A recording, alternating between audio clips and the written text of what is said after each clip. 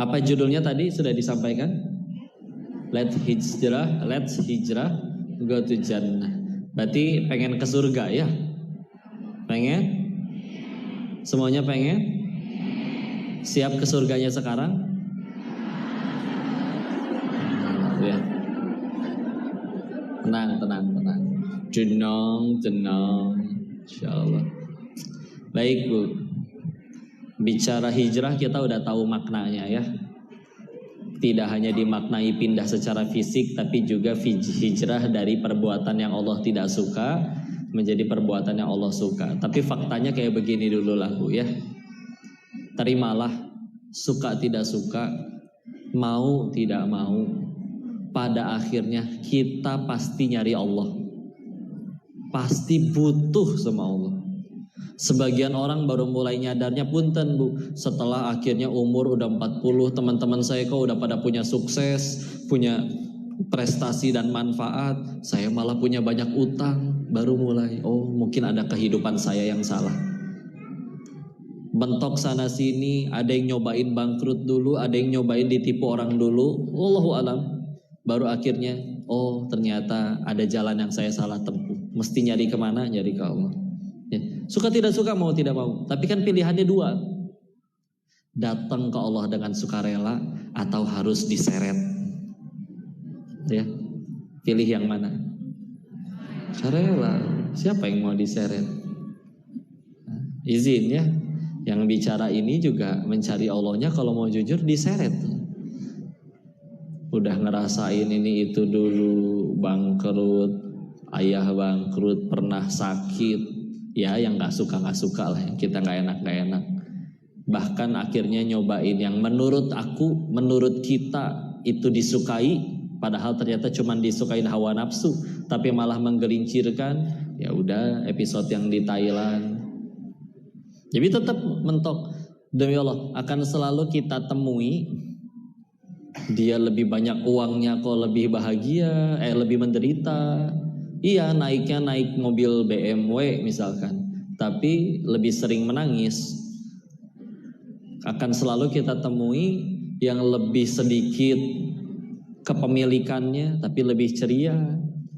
Naik beca aja padahal sama jalan kaki, tapi udah jaga ketawaan. Mungkin harus ada yang diluruskan ya. Nah, bicara pengen ke jannah, pasti pengen ke jannah. Sampai kemarin gini Bu, ada beredar agak cukup nggak terlalu lama, kayak tokoh di Indonesia lah ya.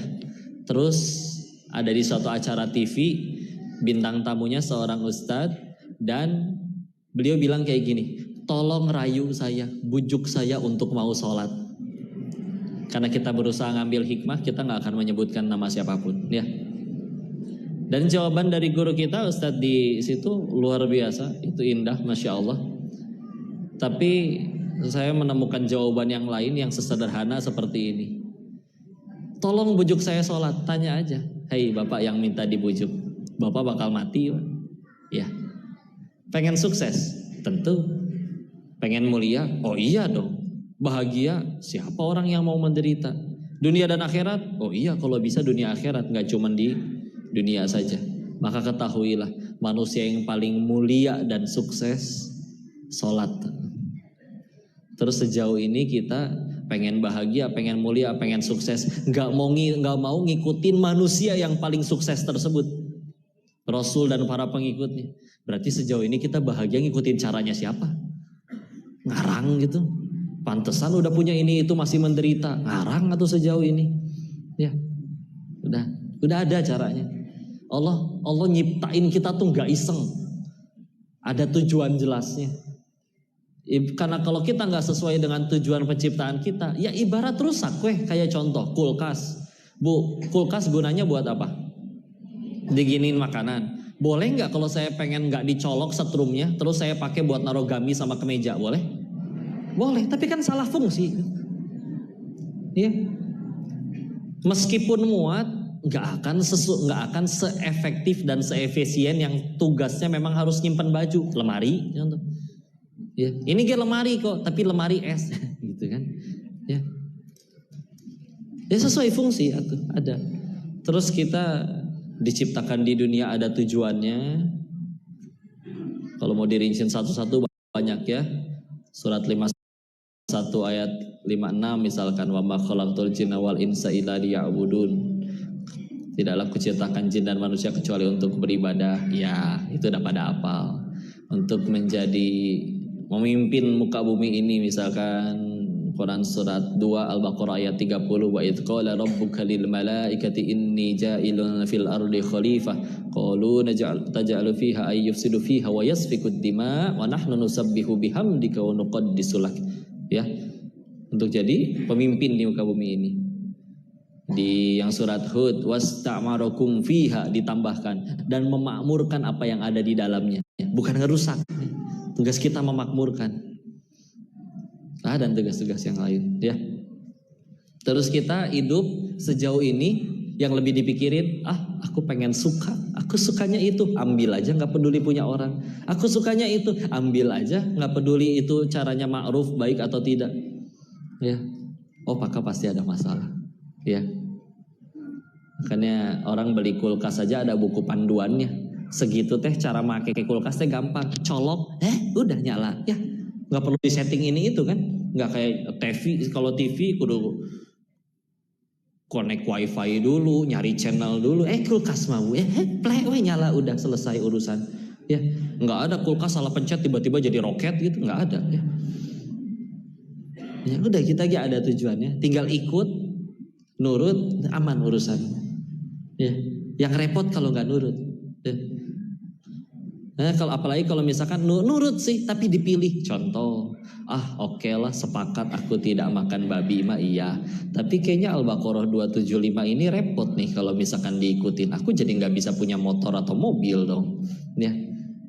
Tapi kan ini kalau misalkan lu pura-pura amnesia sama ayat itu, bisa nih modal 1.500.000 bawa mobil pulang, tapi harus dengan cara bunga riba, ya. Tenang aja, ya. Kenapa yang dipilih, kita lagi nanti kita juga doakan saudara kita di Palestina. Kenapa di sana yang jadi orang-orang terpilih ada di sana, luar biasa. Ya, kadang kalau kita jujur kualitas kita dengan mereka juga kerasa, Bu. Ya. Di saat bahkan anak-anak di sana, ketika ceramahnya Ustadz Adi, waktu itu saya dengar Ustadz Adi Hidayat bercerita tentang dongeng di hadapan anak-anak di Palestina. Siapa yang mau jadi dokter? Cuman 2-3 anak angkat tangan. Siapa yang mau jadi pemain bola terkenal? Beberapa anak laki angkat tangan. Siapa yang pengen jadi mujahid fisabilillah? Semuanya berdiri dan berteriak, Allahu Akbar. Aku duluan yang nyusul ayahku. Enggak, aku duluan yang nyusul pamanku. Tidak, aku duluan yang nyusul kakakku. Gimana? Kayak anak-anak gitu kan bertengkarnya. Ya, rebutannya rebutan mati. Kita jangankan mati. Ada orang buka warung, tetangganya ikut buka warung, panik. Gimana nih pelanggan kita? Baru buka, stoknya belum datang semua, udah panik. Segitu warungnya belum dibombardir. Ya,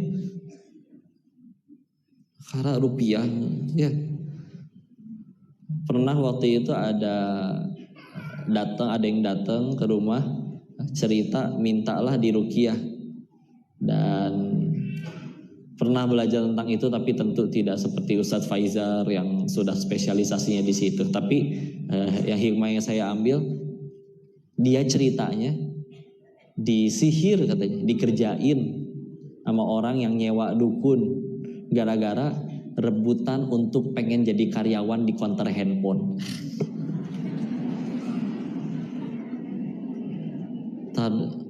Kan punten ya, kalau saya nanya ke beliau, punten Pak, emang gaji di konter handphone itu berapa triliun ya? Kan sekagok ya.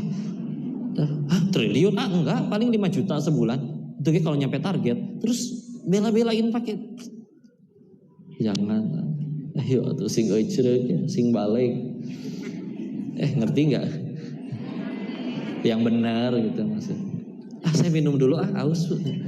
Boleh nggak? Bismillah.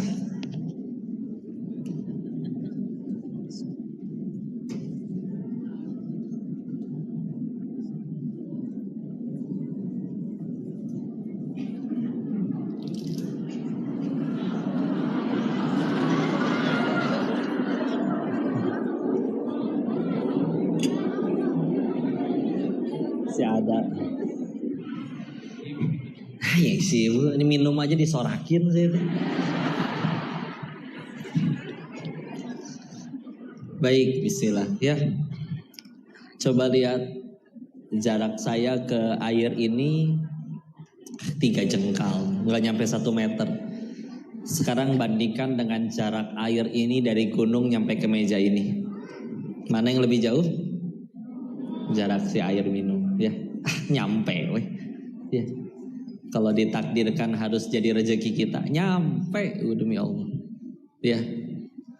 Bahkan punten ya, informasinya yang harus kita yakini, kita tuh dilarang mati sebelum semua rezeki yang sudah Allah tentukan harus jadi milik kita, kita terima semuanya. Sebelum diterima, dilarang mati. Beneran.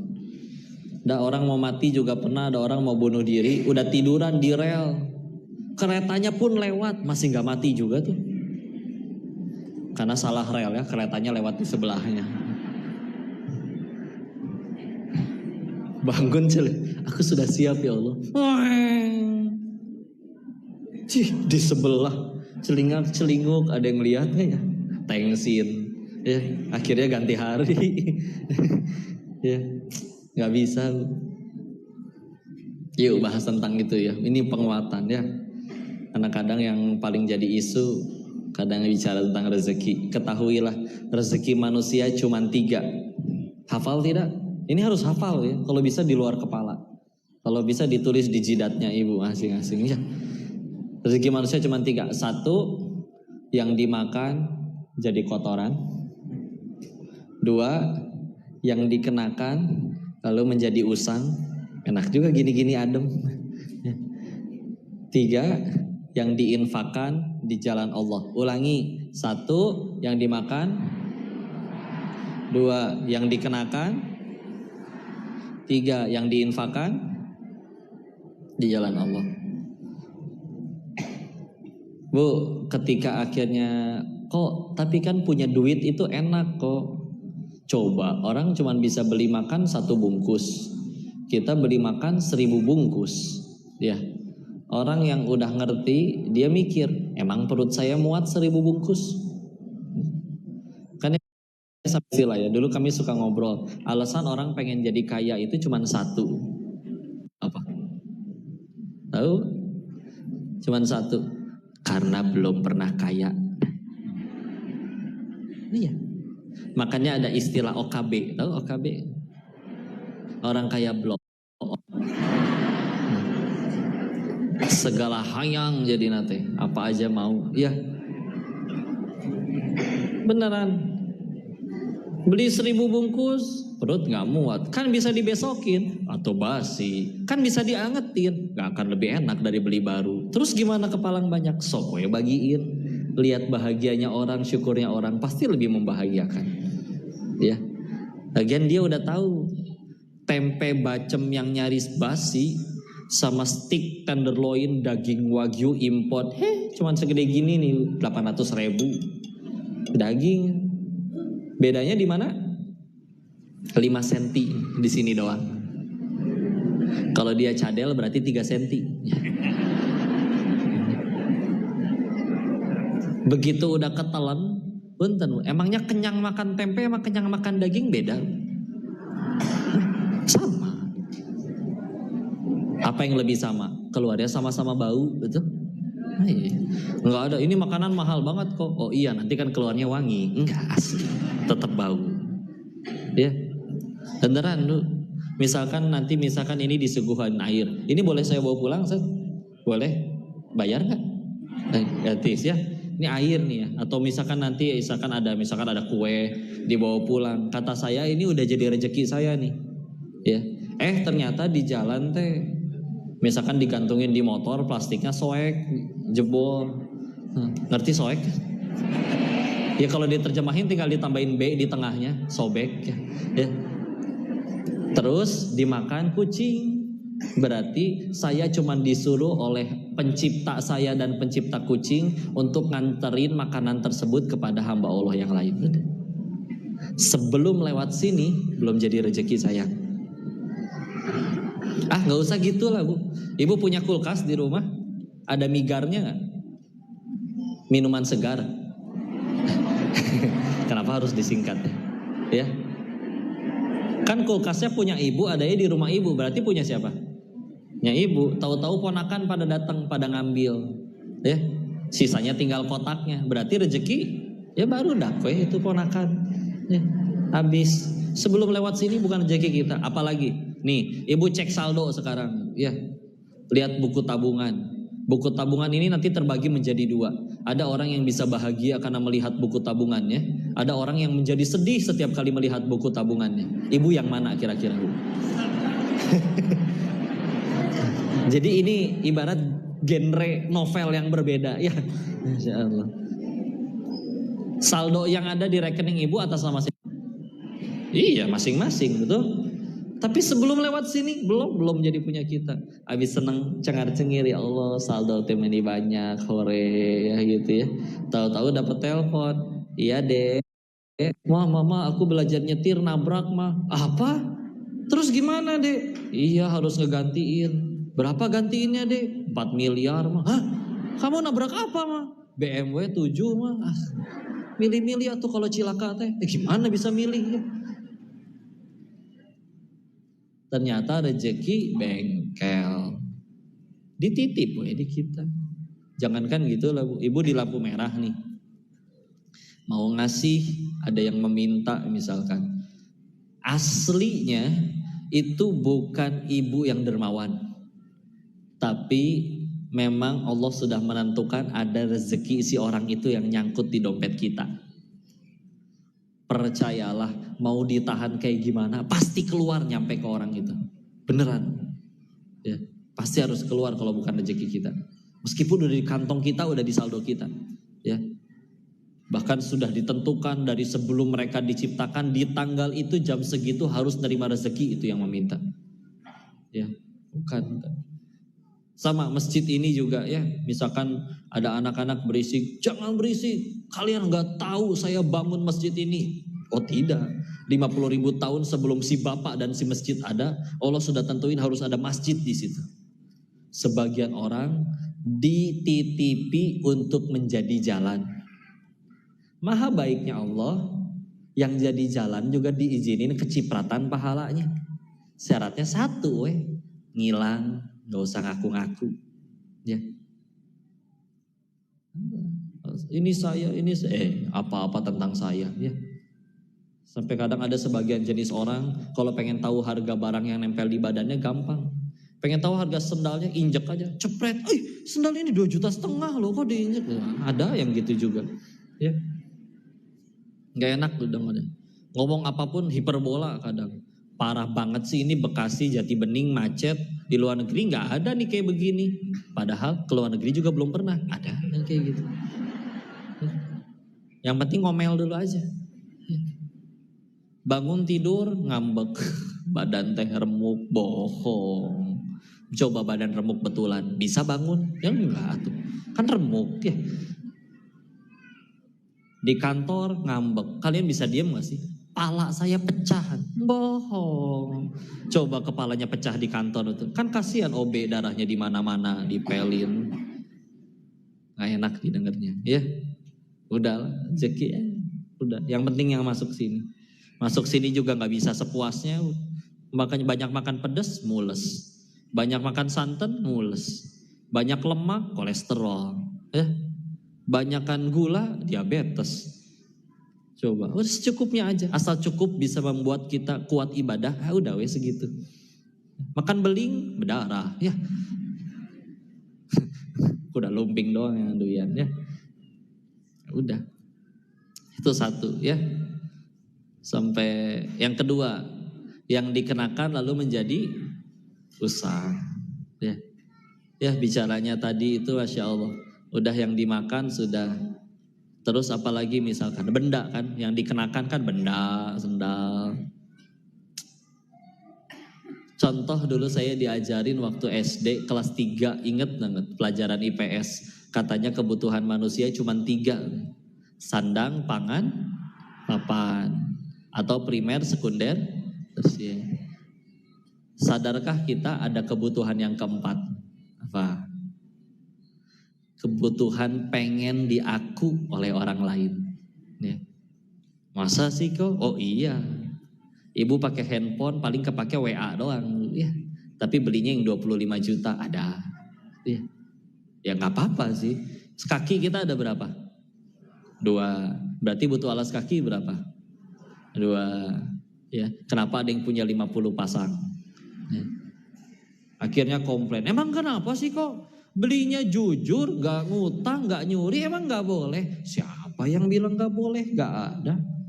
Boleh, memang gak. Apalagi kalau sesuai kebutuhan. Masa ia pengen naik gunung pakai sendal swallow? Ya kudu beli yang tebal. Udah wajar kalau lebih tebal lebih mahal. Ya wajar. Tapi kalau belinya untuk diakui orang lain, pegel luar biasa.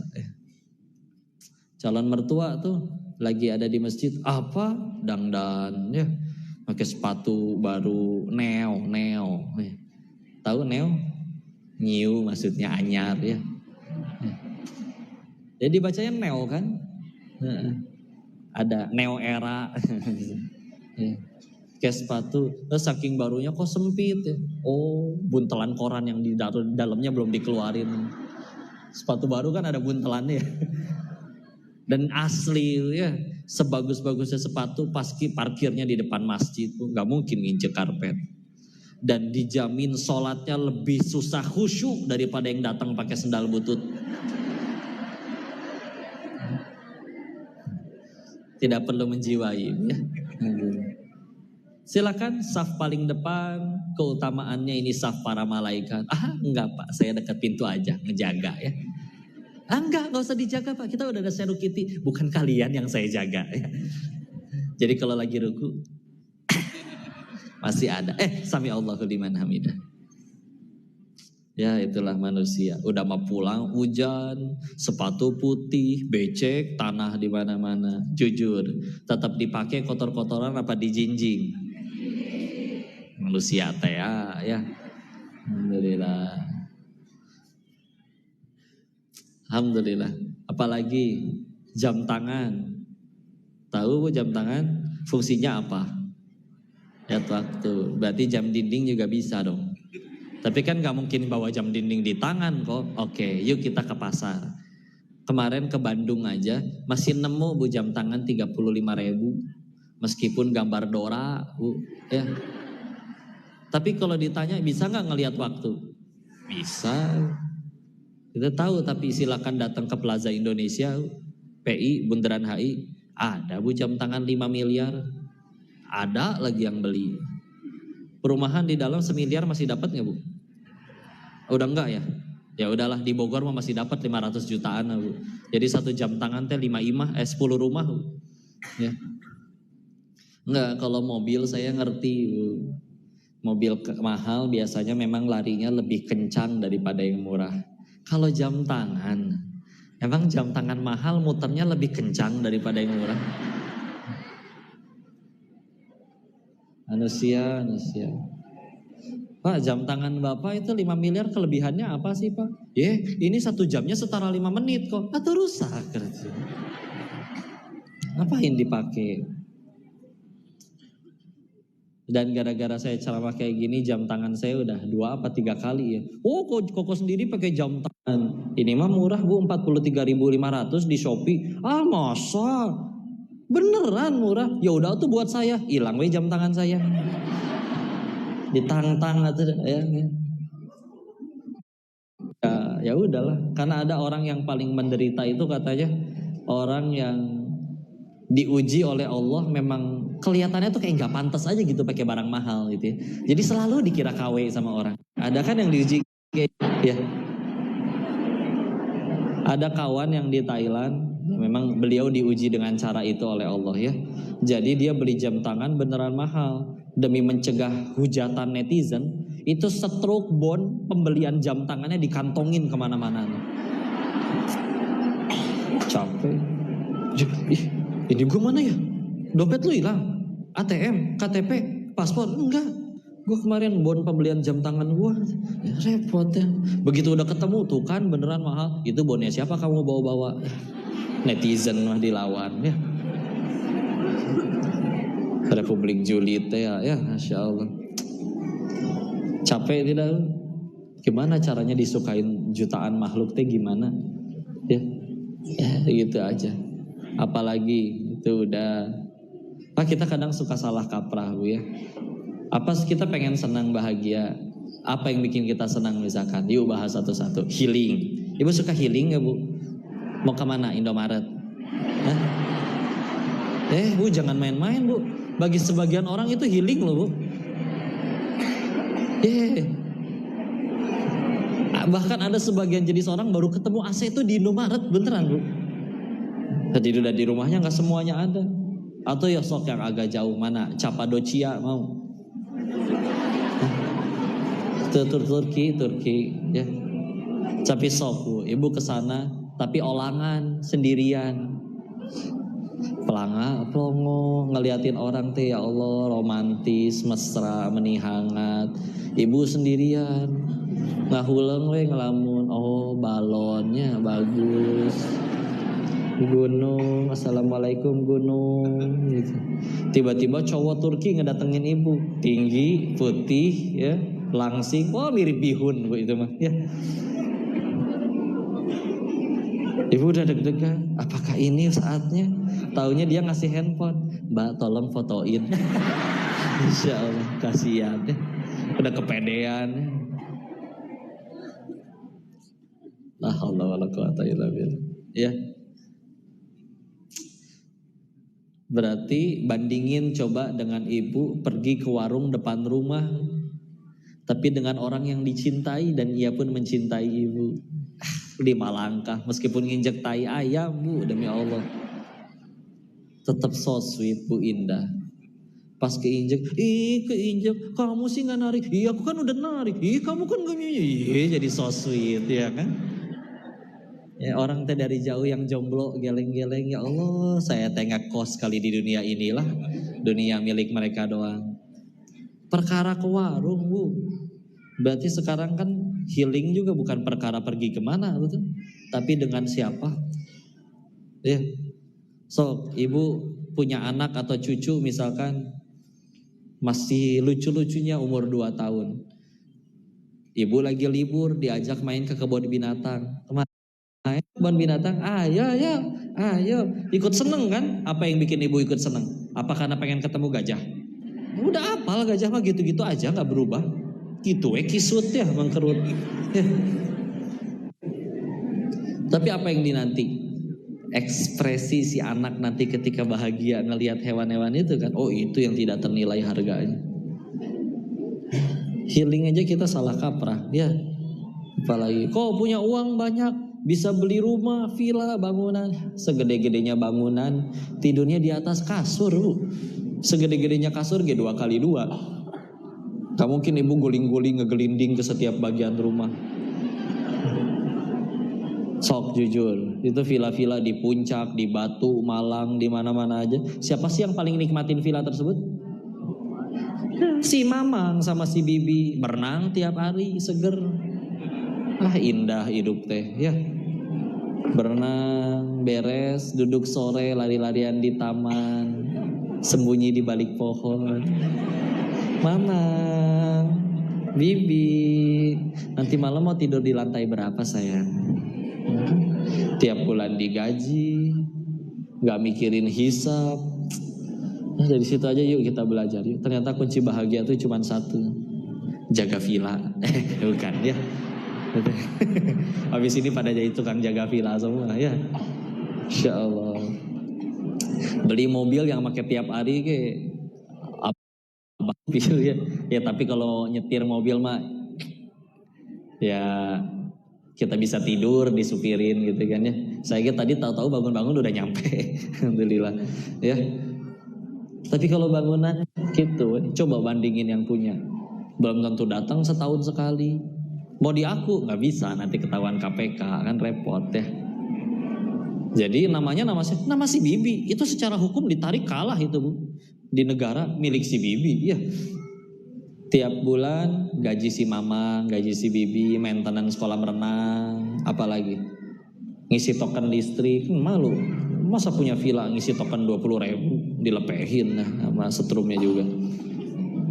Udah gitu dihisap, gitu-gitu aja.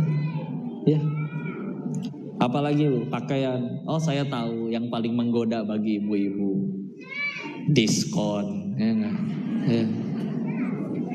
Sambil nunggu jemput anak, mampirlah situ ada matahari misalkan ya. Lihat ya Allah gamis teh lucu, masya Allah. Sholawatin heula we. Tapi asli yang kayak gitu-gitu biasanya kebawa dalam sholat tuh. Salat. Allahu Akbar. Ya Allah meni lucu motifnya. Allah kebeli mualnya, kebeli. Sami Allahu liman hamidah. Ayah kan mau ngasih uang belanja hari ini. Allahu Akbar. Temen aku juga ada yang mau bayar hutang. Allahu Akbar. Mana hari ini lagi diskon? Allahu Akbar. Tapi diskonnya terakhir cuma sampai hari ini. Allah, sekalian jemput si Ade. Astagfirullahaladzim. Astagfirullahaladzim. Assalamualaikum.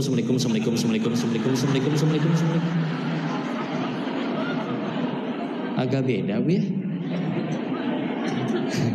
Keterima nggak bu salatnya bu? Makanya biar nggak kepikiran kita beli dulu kok. Bisaan ya. Diskon. Anggap mah kebeli ya. Setelah kebeli taruh di rumah ya. Si ibu sibuk berkegiatan. Nah, kadang sebetulnya ketika ditanya, ini emang dibeli kapan kamu mau pakainya? Ya nanti kali pas ada undangan tuh, nunggu kondangan ya. Udah dibawa, sibuk kegiatan, ternyata karirnya melejit, tambah rajin, pindah kota, keluar kota, baru ngeh lagi pas mau pindahan kontrakan, bongkar lemari, ini baju 5 tahun yang lalu masih ada tag harganya ya, dicobain, udah nggak muat ya, kan tambah bahagia ibu ya, udah lintuh kamu, tahu-tahu lewat adiknya masih langsing belum menikah teh ya. Dek udah nggak muat di kakak, nih buat adek. Serius kak? Dari dulu aku pengen tapi nggak berani nyentuh. Iya, terus dipakai sama si adek sampai jadi usang. Berarti itu gamis rezekinya siapa? Si adek. Terus saya dapat surat. Ini jangan apa? Oke, sip. Ya, rezeki si adek karena dia yang pakai sampai usang. Si kakaknya aja ngaku-ngaku itu milikku karena adanya di lemari aku, nggak ada yang boleh mengambil tanpa seizin aku. Milikku kan? Enggak. Sebelum dipakai sampai jadi usang, bukan rezeki kita. Ya, udah gitu. 3, yang diinfakkan di jalan Allah. Ini ada kisah pengusaha terdahulu, pengusaha di zaman dulu yang soleh dan juga usahanya lancar, jualannya, dagangannya laris. Tapi dia punya kebiasaan unik, setiap kali jualan sisa uangnya cuma disisain buat modal besok jualan, sisanya habis disedekahi. Teman-temannya nanya dong, bro kamu gak sayang sama harta kamu? Invest dong kayak kita. Apa kata beliau? Justru saya sayang banget sama harta saya, makanya pengen saya bawa mati. Gimana caranya bawa mati harta? Transfer ke rekening akhirat, sedekah. Jadi kalau ibu nanti sedekah entah buat Palestina, buat apa aja, aslinya mah gak hilang. Ibu cuma transfer ke rekening akhirat ibu, tetap milik ibu demi Allah. Kalau sampai ada yang jatuh miskin setelah sedekah, datang ke saya, cerita aja tapi ya gak saya gantiin. Cukup diceritakan ya. Sila ya, gak akan. Jadi dilarang mati. Ingat gak cerita orang jatuh ke dalam sumur? Saya ulang ya, ceritanya ada orang jatuh ke dalam sumur. Saya dapat cerita ini dari guru saya. Orangnya jatuh ke dalam sumur, lalu minta tolong. Adalah orang lewat, diturunin timba. Akhirnya dia ditarik, bisa naik lagi ke atas. Nyampe atas, dah biar tenang nih, minum dulu. Dikasihlah ada susu waktu itu, dia minum susu. Beres minum susu, udah tenang baru ditanya, bapak kenapa bisa jatuh pak? Nggak tahu ya, saya tadi cuma berdiri di sini nih, diperagain. Jatuh lagi tapi. Tapi jatuh yang kedua, meninggal. Maka kata guru saya waktu itu, lihat, orang itu masih punya rezeki 1 gelas susu lagi. Makanya udah nyampe tempat matinya pun harus naik dulu ke atas. Dijemput rezekinya, baru dia boleh mati. Ya, gak usah takut, bismillah. Ada yang udah dikukumpul, banyak luar biasa. Karena pengen kebeli mobil, pas berangkat ke showroom mobil, cilaka, ada gak nyampe umurnya. Udah kekumpul 1 miliar buat beli mobil mewah, gak sempat kebeli, akhirnya dipakai untuk pemakaman 2 juta misalkan. Nanti setelah meninggal yang ditanya sama Allahnya, emang 2 juta? Enggak, 1 miliarnya yang ditanya. Mau jawab apa? Saya nggak sempat pakai, ya, tapi dulu niatnya buat apa? Buat apa niatnya? Ya kan? Sama kayak misalkan sedekah juga kayak gitu, Bu. Misalkan ada ajakan, yuk bangun masjid, ibu ngasih, ya ngasih itu, terus misalkan ternyata masjidnya belum jadi, usia kita selesai duluan misalkan, wafat duluan. Karena kita tahu nanti di hari akhir itu kita akan diberikan catatan amal kita ya, kasih lihat. Kalau misalkan kita ngecek, asaan waktu itu saya pernah sedekah ya, mana ya kok nggak ada? Nanya ke Allah, ya Allah engkau pasti tahu tanggal segitu jam segitu aku pernah sedekah buat bangun masjid. Kok nggak ada di buku catatan amal saya ya Allah? Tidak mungkin Allahnya menjawab, ya kan masjidnya belum jadi pahalanya belum cair. Enggak, konsepnya nggak gitu bos. Ya. Jangankan duitnya keluar dari itu, duit masih di kantong. Ibu udah niat, sedekah, udah jadi pahala tuh. Demi Allah. Ya. Meskipun boro-boro, masjidnya belum jadi, baru niat. Ya. Enak kan? Apa itu? Oh, pemateri selanjutnya. Kipas. Ibu panas nggak, Bu? Masya Allah. Saya aja nggak berkerudung panas.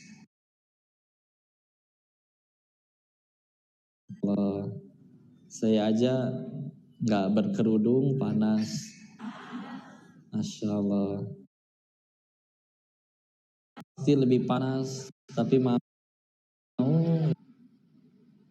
belum kerasa ya.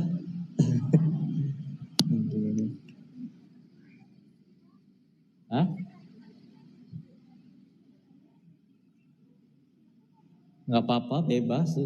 Saya mah nurut aja. Pakai nggak apa-apa, nggak pakai juga nggak apa-apa. Dan setiap tetes keringat nggak akan ada yang sia-sia, Bu ya. Jadi, ya tenang aja. Enaknya urusan sama Allah mah gitu ya, nggak akan ada yang disia-siakan. Jadi ya udahlah, yuk jadi baik.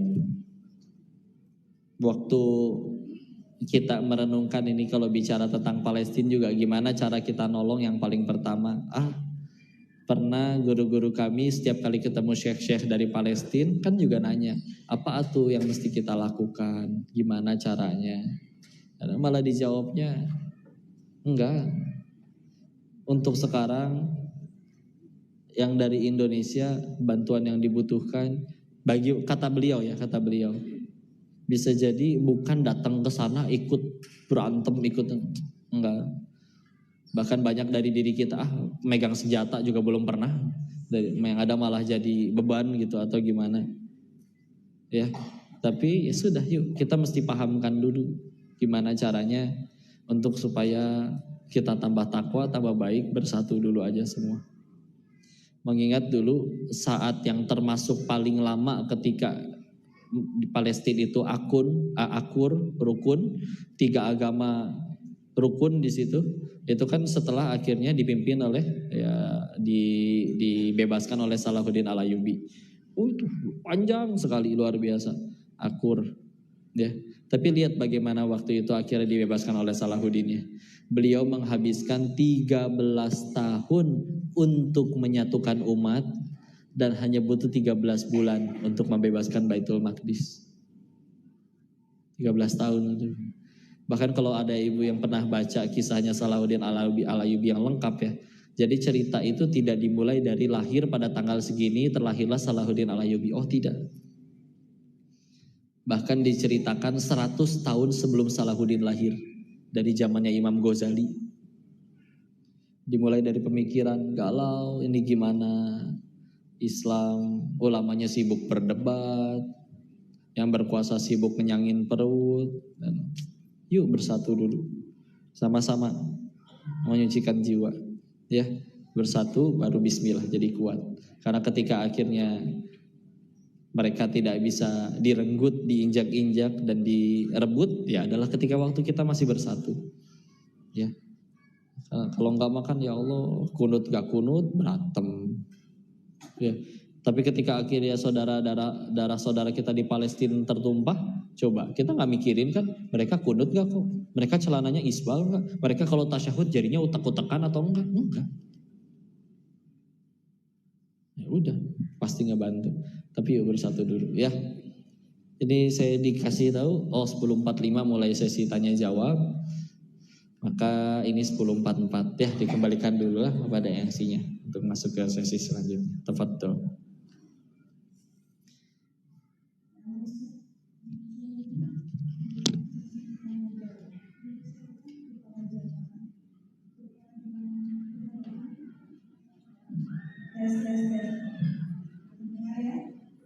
Selanjutnya memasuki sesi tanya jawab kepada para jamaah.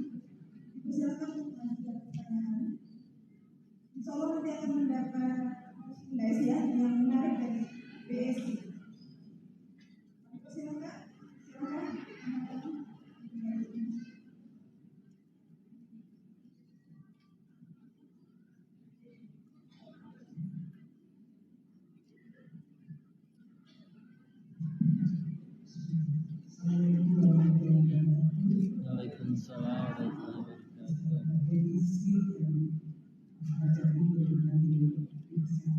Amin.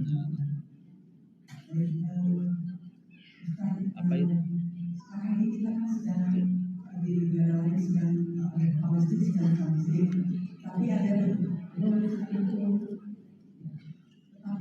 beberapa yang mengatakan kita tidak bisa membeli satu produk-produk ini karena itu untuk membantu Zionis. Nah di tempat lainnya di tempat lain ini ada yang mengatakan Ustaz juga tidak ada informasi pengumuman dari pemerintah, kita tetap saja kan. Sebenarnya jadi kami bingung bagaimana ya Ustaz ya, apa kembali menjadi kita masing-masing membeli produk-produk yang buatan Zionis tersebut atau kita tidak membeli itu yang produk-produk tersebut, dan itu mungkin ada penggantinya dari produk yang disebutkan Zionis atau produk yang tidak dibuat diproduksi oleh Zionis. Bagaimana kalau Ustaz depannya gitu? Terima kasih. Assalamualaikum warahmatullahi wabarakatuh. Waalaikumsalam. Kita bicara tentang itu, kita lihat dulu ya, Nabi pernah ngasih contoh kayak gitu atau enggak. Asbabun nuzul surat ke-59, surat Al-Hasyr, artinya pengusiran. Ini bercerita tentang orang Yahudi di Madinah, namanya Bani Nadir.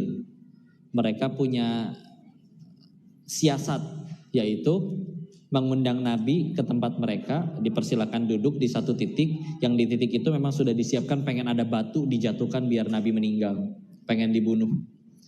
Lalu Allah memberitahu rencana tersebut sehingga singkat cerita akhirnya gagal lah.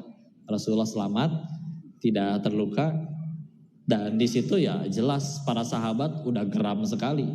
Itu Nabi mah tinggal teriak serang, habis itu semuanya.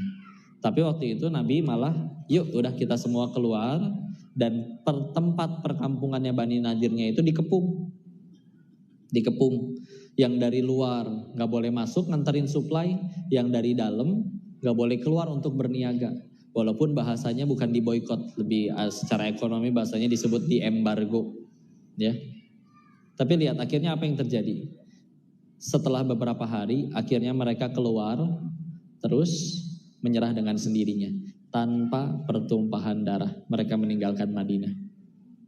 Kalau mau selon Nabi, udah tumpahin darah, tapi pasti kaum muslimin juga ada yang terluka. Sedangkan Rasul tahu mereka tuh pengecut, beraninya pakai cara kayak begitu. Terlalu mahal harga darah kaum muslimin kalau harus tertumpah gara-gara pengecut seperti mereka. Akhirnya pakai cara itu. Dan terbukti. Dan sekarang yuk kalau misalkan udahlah kepalang selon aja yuk, semua negara muslim, semua presiden negara muslim, semua pemimpinnya pada teleponan, yuk kepalang lah udah, semua ngerudal bareng, tapi akhirnya nanti bisa jadi mereka berontak, mereka ngelawan, sampai akhirnya mungkin Amerikanya jadi ngerudal Ka'bah dan lain-lain. Kalau mau selon gitu ya. Maka sebetulnya embargo itu kan sebetulnya salah satu contoh yang sudah dicontohkan. Itu salah satu cara yang Nabi tanpa menumpahkan darah loh berhasil mengusir mereka. Kalau untuk sekarang, ya kita ngelakuin itu salah satu tujuan utamanya adalah menunjukkan keberpihakan. Jadi bukan masalah produknya, bukan masalahnya apa. Karena mereka dapat keuntungan dari situ, mereka perlu dana, perang itu perlu dana, dan dananya digunain untuk ya ngebom, ngerudal anak-anak di sana. Ya tujuannya hanya itu. Ya, bukan berarti benci dengan orang-orang yang kerja di dalamnya atau enggak sama sekali. Toh kalau misalkan kasihan atau ada orang yang muslim juga yang kerja di situ, ya. Sedangkan ngelihat darah tertumpah di sana kita nggak kasihan, ke saudara kita yang di situ kasihan. Sedangkan pemimpinnya sendiri aja dengan terang-terangan, makanya kita ngeboikotnya ke produk yang udah terang-terangan ngedukung, gitu kan? Pemimpinnya dia aja nggak kasihan tentang dengan karyawan di bawahnya kalau misalkan akhirnya menjadi tidak dibeli orang. Terus masa sekarang ketika akhirnya dia tidak dibeli orang terus jadi marah-marah ke sesama kaum musliminnya, ya. Itu juga kan nggak rancu juga cara berpikirnya. Sedangkan puntenlah dengan akhirnya kita beralih ke produk lain yang memang sangat UMKM lokal, ngebuka peluang baru juga, tetap ada rezeki juga. Bahkan dulu waktu di Perancis sempat ada yang ngehina Rasulullah. Kan kita sempat juga tuh, yuk boikot semua produk Perancis beberapa tahun lalu. Padahal di dalam Perancis kan ada orang Islam yang soleh juga. Tapi ternyata apa?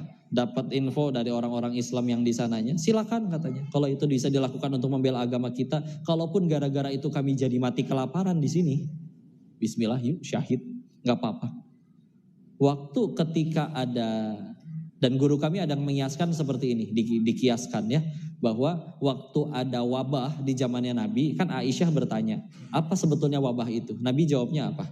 Bahwa itu adalah azab bagi orang-orang yang berdosa di dalamnya, tapi juga bisa menjadi rahmat bagi orang-orang yang berada di dalamnya. Karena di sana pasti ada orang soleh juga, dan kalau udah wabah kan dari nabinya jelas, yang udah di dalam gak boleh keluar, yang dari luar gak boleh masuk, ya.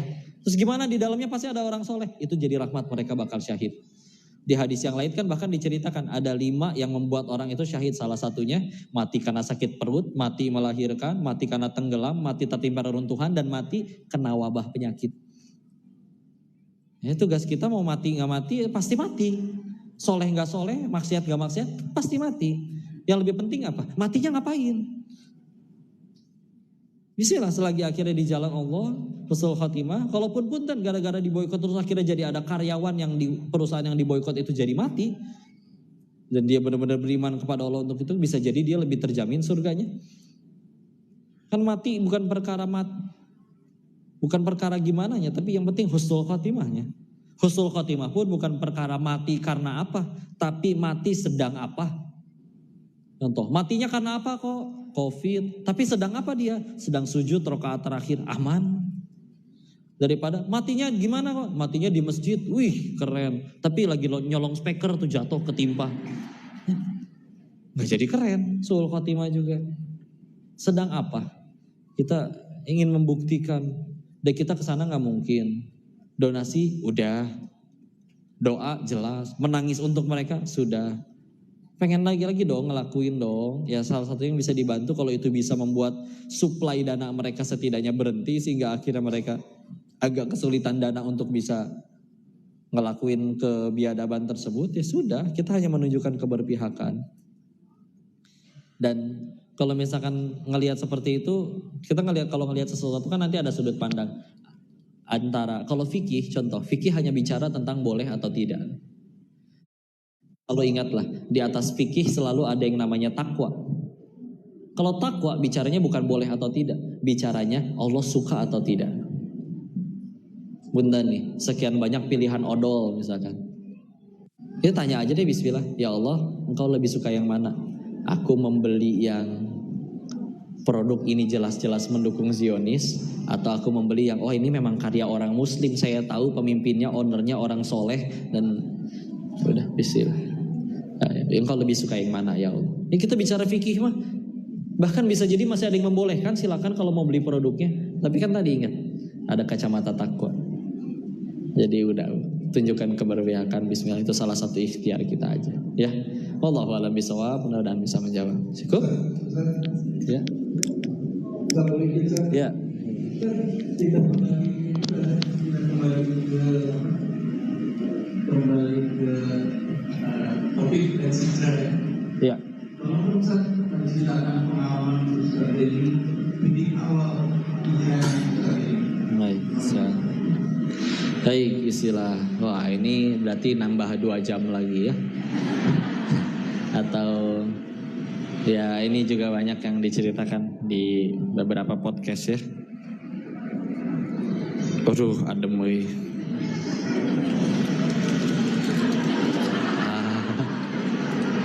Alhamdulillah. Enggak, ibu aja kepanasan, masa saya enggak boleh. Nah, kita harus sehati ibu ya. Baik, istilah. Ya Allah yang tolong aja Pak.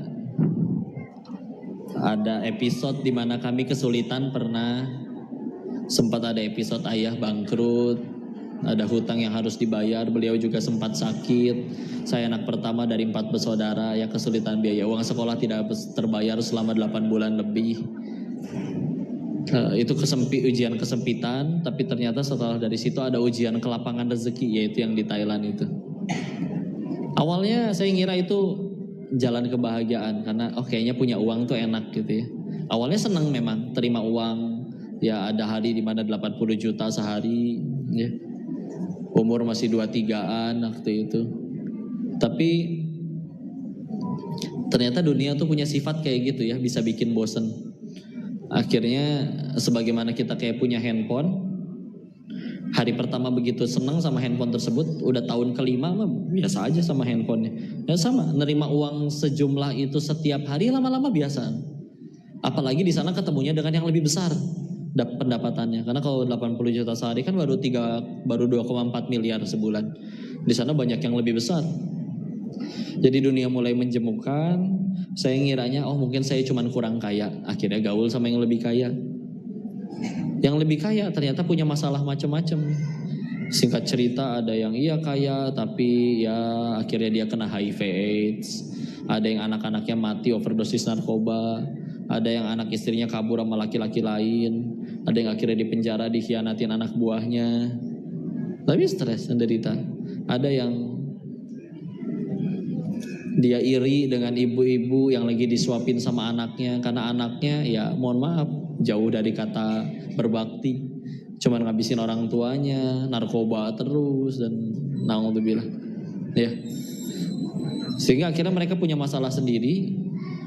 Saya masih nggak percaya, ada nggak? Pasti ada lah yang happy ending, yang udah puluhan tahun, 40 tahun lebih di bidang kayak gitu. Saya keliling ke beberapa kasino, nanya pendiri-pendirinya kemana, ya tadi lebih mencengangkan lagi faktanya.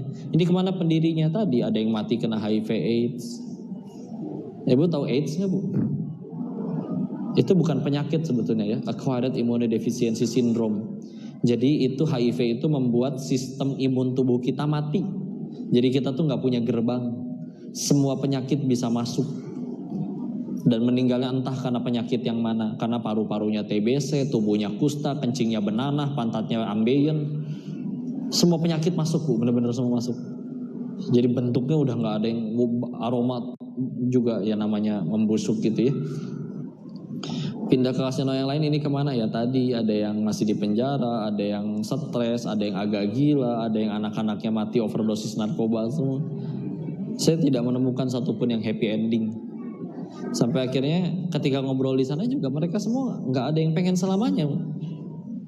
Kalau ditanya gimana nih, kita beberapa puluh tahun ke depan kadang ngobrol, udahlah, udah pengen nikmatin aja, capek duduk di sofa di ruang tengah hangat dikelilingi anak cucu, dan dia belum nikah. Saya tanya, ya udah tuh kan tiap hari dugem party banyak cewek-ceweknya. Dia malah bilang kayak gini, gila kali lu ya, masa gue nikah sama perempuan kayak gitu, padahal tiap hari kumpul sama mereka dan mohon maaf tidur dengan mereka. Tapi tahu udah pasti nggak pengen kayak gitu. Bahkan pernah satu ketika kami jalan pulang jalan-jalan ke Bandung nyari jajan ke daerah Darut Tauhid. Belum jadi santri di situ, masih jadi penjahat. Tapi di situ memang banyak jajanannya. Mereka itu orang-orang yang tiap hari party dan mohon maaf hidupannya seperti itu. Ketika jalan ke sana ngelihat para wanita santri-santri yang mohon maaf berpakaian syar'i luar biasa, itu secara otomatis kayak langsung nundukin pandangan. Dibecandain dong, biasa dipelototin tiap ada cewek, malah dicemek-cemek. Tapi dengan sendirinya, nggak tahu bro, gue ngerasa nggak pantas aja mata gue ngelihat mereka. Jadi kayak langsung nundukin dan demi Allah itu yang nundukin pandangannya Allah. Karena itu Allah menjaga mereka yang wanita-wanita yang menjaga diri. Jadi saya tidak menemukan alasan untuk tetap berada di sana. Mereka juga nggak ada yang pengen selamanya dan tidak ada yang happy ending. Dan ketika pengen pulang juga sempat bingung. Saya pengen ngapain? Ya, ketika harus mulai di Indonesia ya sudah. Akhirnya takut kan mau ngapain di Indonesia. Singkat cerita ngeliat video ceramahnya Agim waktu itu di kasino di tempat judi. Cuman bosen ngeliat video pendek cuman berapa menit cerita tentang rezeki. Katanya kalau misalkan udah gede tapi masih takut sama urusan rezeki, kalah atau sama janin katanya. Coba janin dalam perut ibunya belum bisa sholat, belum bisa kerja. Ibunya makan apapun diolah tuh vitaminnya masuk ke janin. Dan pertanyaannya satu waktu itu, apakah itu janin yang nyari rezeki atau rezeki yang datengin janin? Rezeki datengin janin. Masa kamu udah gede, bisa kerja, bisa sholat, bisa sujud, bisa minta sama Tuhanmu, segitu takutnya, segitu ragunya sama Allah? Tutup videonya, pesen tiket pulang. Nyantri. Sampai sekarang juga masih nyantri. Salah satunya akhirnya di Darut Tauhid. Lulus dari situ ngambil lagi jurusan hadis. Sekarang sudah semester 5, mohon doanya. Ngaji terus nyantri. Dan singkat cerita waktu itu pulang nih, masih bawa uang banyak, masih ada sisa meskipun tinggal beberapa ratus juta doang waktu itu. Tapi nyampe hijrah, udah tahu keutamaan hijrah, bawa modal usaha, pasti saya bersukses di Indonesia. Ternyata mungkin kata Allahnya gini, katanya mau tobat, masa uang haramnya masih disimpan, tapi nggak sanggup ya dibuang semuanya ya. Iya ya Allah, terlalu melekat di hati, gak sanggup. Tenang, akhirnya dikirim bala bantuan oleh Allah. Jadi saya banyak ditolong orang. Siapa para penolongnya? Tukang tipu datang semua ya. Teman dari kecil bro, bawa proposal, dia tinggal taruh duit segini, tiap bulan gua kasih keuntungan segini. Teman dari kecil ya, gak masa nipu. Sampai sekarang batang hidungnya belum terlihat lagi. Ada yang sama-sama jujur, dibikin gak laku aja jualannya, habis bang. Terus akhirnya mulai dari nol lagi. Nyari pengajian kayak gini, terus saya diem di bawahnya di emperan jual kaos kaki.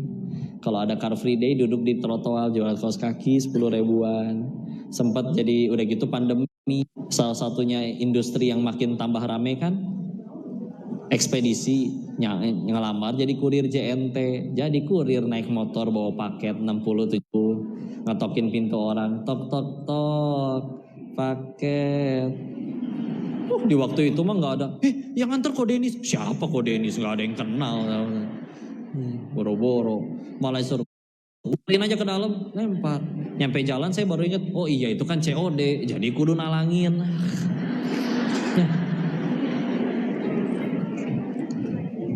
Udah dari nol. Dan dulu sempat marah, percuma, mana hijrah, percuma, udah nonggeng, udah sujud, udah Tapi setelah akhirnya berapa tahun diterusin, apalagi mulai ngajinya intensif karena mulai masuk pesantren, mukim dengan kehidupan santri. Jadi ternyata pertolongan ya. Sisa uang haramnya kan jadi nggak ada yang kemakan, ngebuang nggak sanggup. Coba hijrah masih sambil makanin uang haram, rusak. Tahu singkat cerita. Dan sekarang masih menjalani pertobatannya. Mohon doanya aja. Karena selama ini nggak pernah dapat SMS, selamat Denis, tobat Anda telah diterima. Mohon doanya ya. Wallahu a'lam bishawab. Mudah-mudahan bisa menjawab pertanyaannya. Cukup? Sudah? Alhamdulillah, selesai sudah usia kita pada hari ini. Kepada Kodim sendiri dimohon bantuannya untuk membacakan doa penutup. Baik, istilah mohon ridhonya kita tundukkan hati dan kepala kita sejenak ya, bermunajat ke sisi Allah. A'udzubillahi minasyaitonirrajim. Bismillahirrahmanirrahim. Allahumma shalli ala sayyidina wa habibina wa syafiina wa maulana Muhammad wa sallim radhiyallahu tabaraka ta'ala an kulli sahabati Rasulillahi ajmain. Bismillahirrahmanirrahim. Hamdan syakirin, hamdan na'imin, hamdan yuwafi ni'amahu wa yukafi mazidah. Ya Rabbana lakal hamdu kama yanbaghi li jalali wajhikal karim wa 'azimi sultanik. Allahumma shalli ala sayyidina Muhammad wa ala ali sayyidina Muhammad. La ilaha illa anta subhanaka inni kuntu minadh dhalimin. Allahumma ighfir lil muslimina wal muslimat wal mu'minina wal mu'minat al ahya'i minhum wal amwat. Allahumma ighfir lana wa liwalidina warhamhum kama rabbawna shighara. Ya muqallibal qulub tsabbit qulubana ala dinik. Allahumma a'inna ala dzikrika wa syukrika wa husni ibadatik. Ya Allah, berkahi majelis ini ya Allah. Ajarkan ilmu yang bermanfaat saja bagi kami ya Allah. Jadikan sisa usia kami hanya mengejar ridho-Mu saja ya Allah.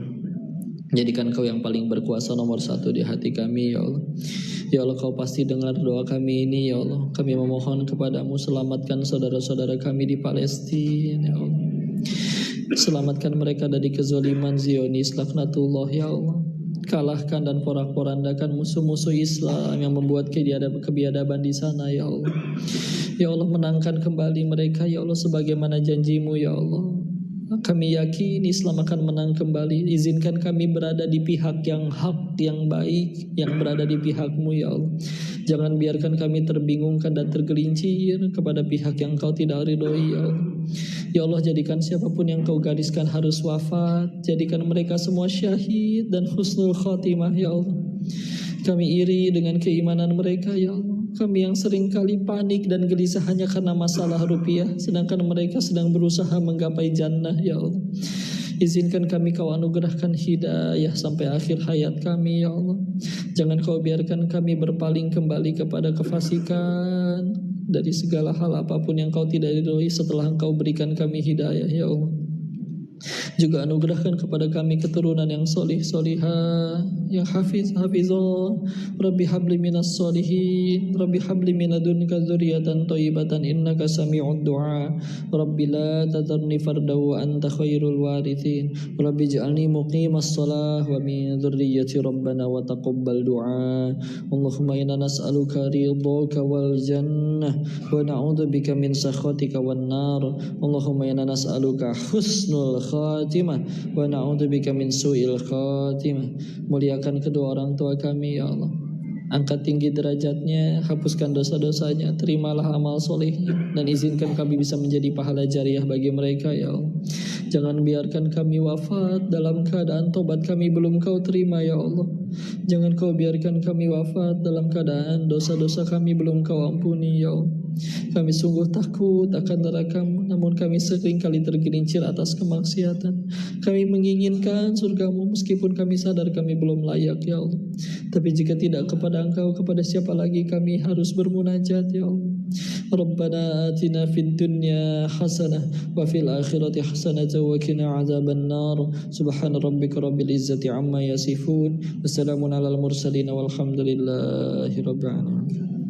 Kasih anda yang dirahmati Allah, Bapak Ibu, mohon maaf lahir batin jika ada kesalahan murni datangnya dari kebodohan diri ini, tolong dimaafkan dan dinasihati. Jika ada kebaikan pasti dari Allah dan kita bersyukur kepadanya. Wabillahi taufiq wal hidayah. Assalamualaikum warahmatullahi wabarakatuh. Tiin dulu ya, habis ini ada kajian.